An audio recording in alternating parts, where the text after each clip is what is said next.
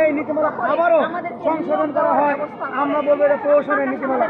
আমরা সেই নীতিমালাকে অতীতের মতো করে আবারও প্রত্যাখ্যান করব। আমরা প্রত্যাশা করব সরকার আমাদের এই বিষয়গুলো নিয়ে ভাববেন এবং ঠিকাদার ব্যতীত সরাসরি প্রতিষ্ঠানের মাধ্যমে নিয়োগের বিধান রেখে নীতিমালা প্রণয়ন করবেন এবং নীতিমালা সংশোধন করবেন। পাশাপাশি আমাদের যে সকল ভাই বোনকে বিনা কারণে চাকরিচ্যুত করা হয়েছে তাদেরকে চাকরিতে পুনর্বহাল করবে। যাদের দীর্ঘদিনের বেতন বাকি আছে তাদের দীর্ঘদিনের বেতন তারা দ্রুত সময়ের মধ্যে পরিশোধ করবে। পাশাপাশি 11 তারিখের আন্দোলন সংগ্রামে আমার যে সকল ভাই বোনেরা তারা আহত হয়েছেন তাদের দ্রুত সময়ের মধ্যে সুচিকিৎসা নিশ্চিত করতে হবে এই সরকারকে, কারণ তাদেরকে এই সরকারের প্রশাসন দ্বারা নির্যাতন করা হয়েছে, তাদেরকে লাঠিপেটা করা হয়েছে। আমি দাবি জানাচ্ছি দ্রুত সময়ের মধ্যে সরকার তাদের জন্য সুচিকিৎসা নিশ্চিত করে।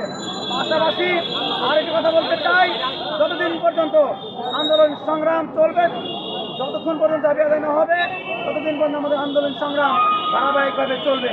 আমরা প্রত্যাশা করি সরকার আমাদের দাবির পক্ষে নিয়ে ভাববেন, অর্থ মন্ত্রণালয় থেকে জনপ্রশাসন মন্ত্রী সবাই আমাদের বিষয়গুলো নিয়ে ভাববেন, বুঝবেন এবং দ্রুত সময়ের মধ্যে ঠিকাদার ব্যতীত সরাসরি প্রতিষ্ঠানের মাধ্যমে নিয়োগের বিধান জারি করে নীতিমালা সংশোধন করবেন। আমি আবারও পরিষ্কার করে বলতে চাই, ঠিকাদার রেখে কোনো নীতিমালা এই বাংলাদেশ আউটসোর্সিং কর্মচারী ঐক্য পরিষদ কোনোভাবেই গ্রহণ করবে না। আমরা প্রত্যাশা করি দ্রুত সময়ের মধ্যে মন্ত্রণালয় আমাদের ব্যাপারে ভাববেন এবং দ্রুত সময়ের মধ্যে সিদ্ধান্ত গ্রহণ করবেন।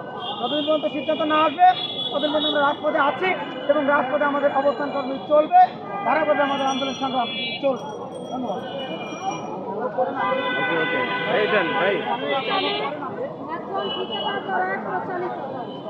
সেখানে প্রতি বছর টেন্ডারের নামে আমাদের কাছ থেকে অনেক টাকা নেওয়া হয় এবং আমাদেরকে বছরের পর বছর বেতন বাকি রাখা হয়।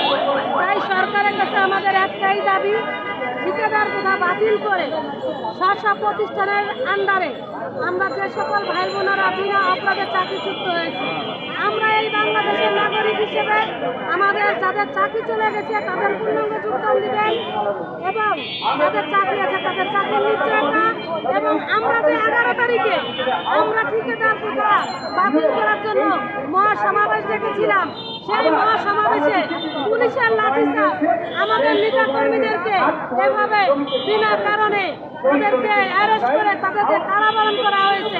তাই তীব্র নিন্দা এবং প্রতিবাদ জানাই। সরকারের কাছে আমাদের একটাই দাবি, একটাই চাওয়া, যেই নির্বাচিত সরকারি আসুক না কেন সেই এই দুর্নীতির সাথে জড়িত হয়।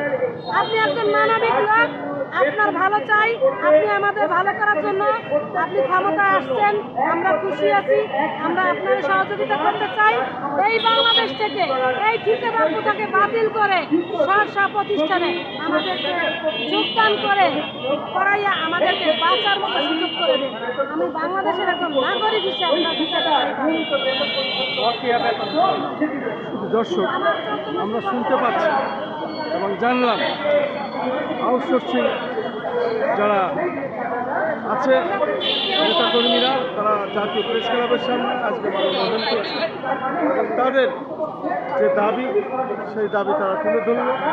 যেহেতু আউটসোর্সিং ঐক্য পরিষদ তারা আজকের দাবি এইভাবেই তারা পালন করছে। এইভাবে আমরা পর্যায়ক্রমে বিভিন্ন নেতাকর্মীদের পর্যায়ক্রমে আমরা সাক্ষাৎ গ্রহণ করেছি এবং পৃথক পৃথকভাবে নারী পুরুষ সম্মিলিতভাবে তারা তাদের কথা এইভাবে প্রচার করেছে, সেটা আমি প্রচার করছি ধারাবাহিকভাবে।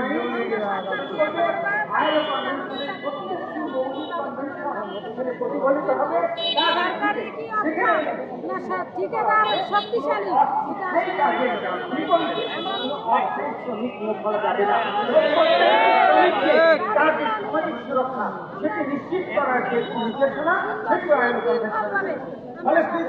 আমরা এই জায়গা থেকে আমাদের দাবির যৌক্তিকতা প্রমাণ করতে পারছি যে আইএলও কনভেনশন, বাংলাদেশের বিদ্যমান সময় বাংলাদেশের সংবিধান, সেখানে আমাদের প্রত্যেক যারা চাকরি করছি তার সুরক্ষা এবং তার সামাজিক সুরক্ষা নিশ্চয়তা দেওয়া আছে।